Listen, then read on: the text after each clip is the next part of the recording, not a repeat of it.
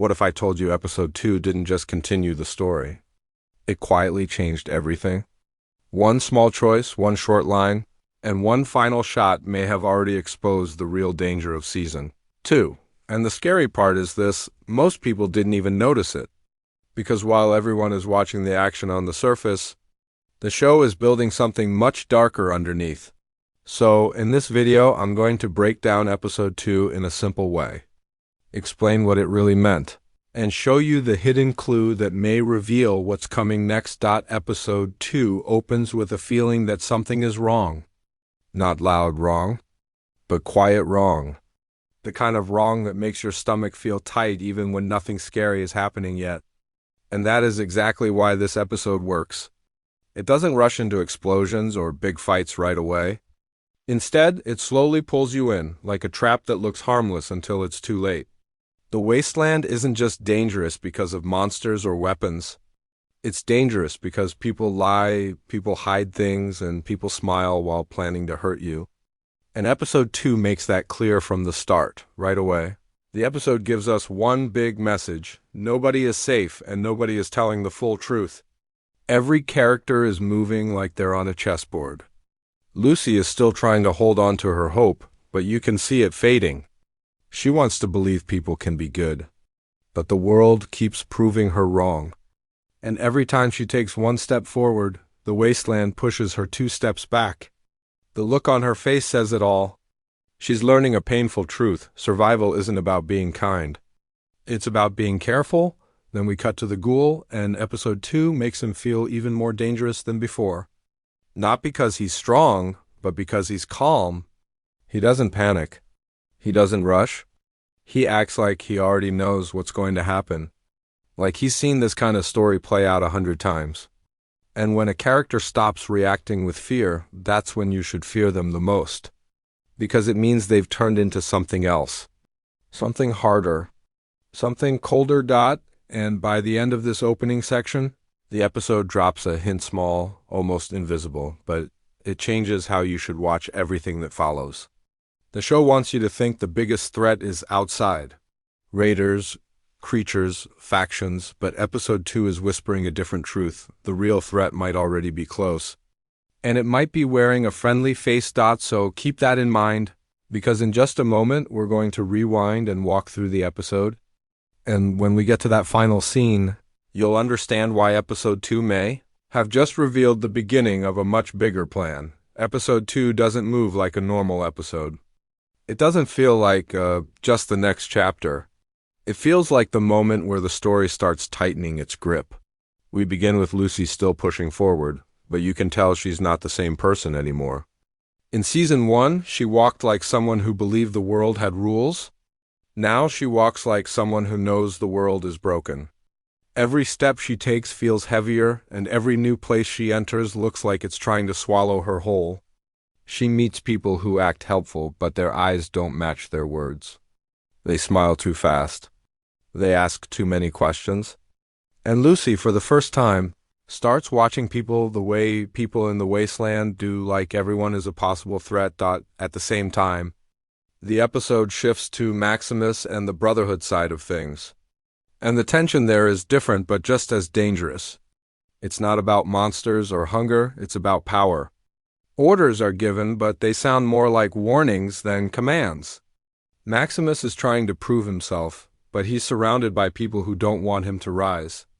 You can feel it in the way they talk to him, like they're waiting for him to fail. And the more he tries to do the right thing, the more the Brotherhood pushes him into corners where there is no clean choice. Episode 2 makes it clear: in this world, loyalty is not rewarded. It is used. Then we cut back to the Ghoul, and his scenes are like watching a storm move closer. He doesn't chase answers, he hunts them. He moves through the Wasteland like he already owns it. And when he runs into trouble, it doesn't scare him. It almost entertains him. The Ghoul isn't just surviving. He's searching, and whatever he's searching for feels personal. Like an old wound he refuses to let heal. As the episode builds, we get new information, but it's never handed to us directly.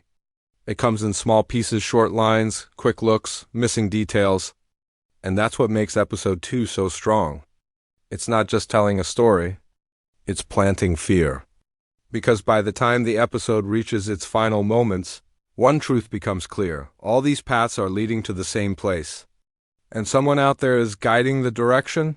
Here's where episode 2 becomes more than a story.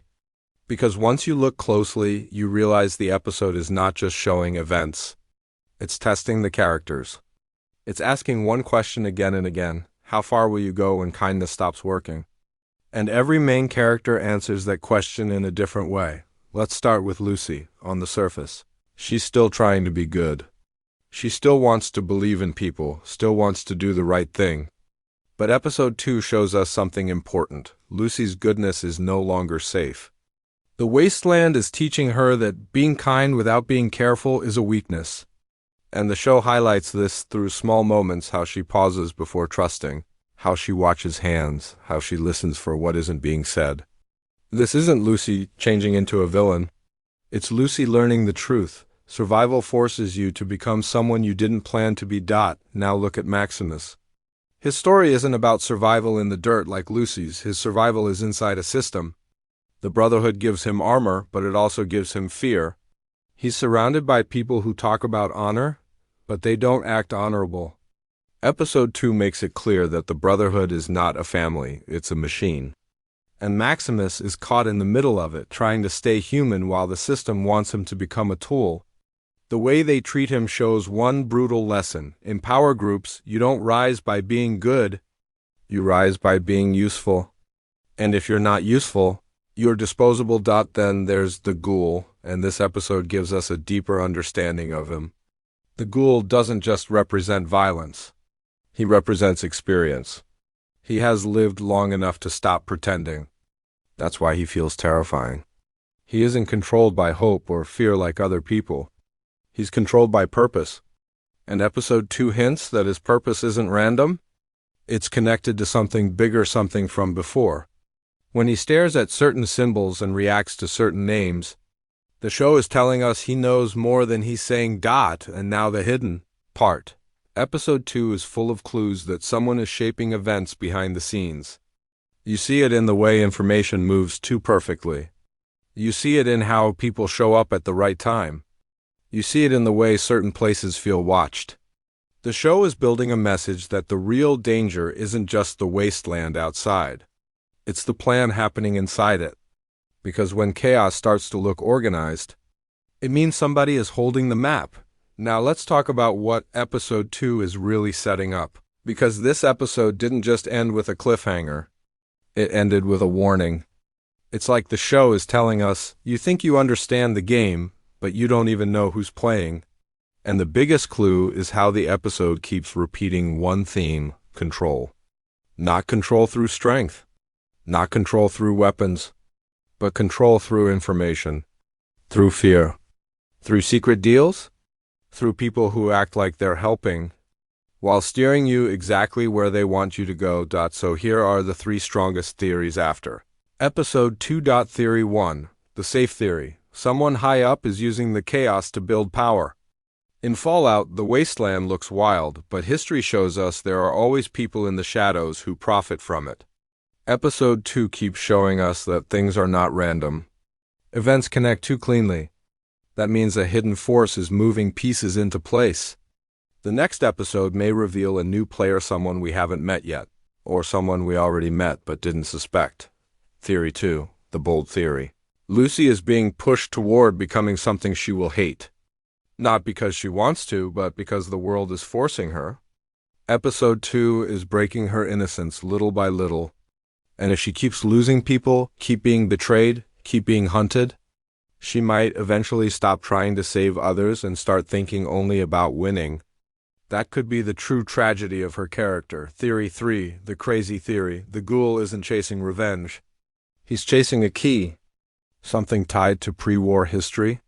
Something that connects the Vault experiments, the Brotherhood, and the Wasteland leaders.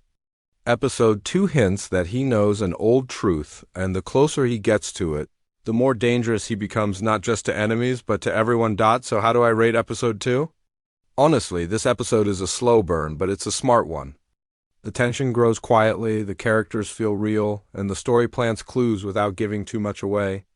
It's not the loudest episode, but it might be one of the most important. Because it's building the storm dot in episode 3? If episode 2 was the warning, episode 3 is going to be the impact.